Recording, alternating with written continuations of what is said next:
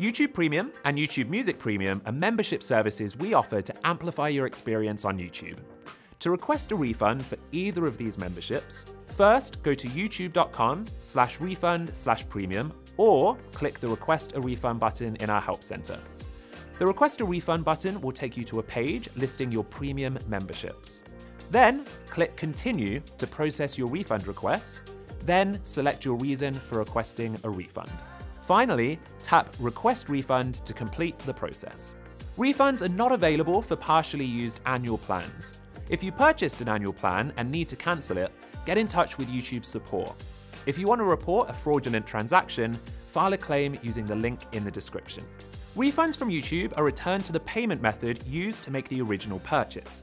Refunds take different amounts of time depending on how you paid. If your refund takes longer than expected, check your refund status on your Google Payments account. If the status is refunded, you'll find a credit on your form of payment. If the status is cancelled, the order was not charged and you will not find a credit on your form of payment.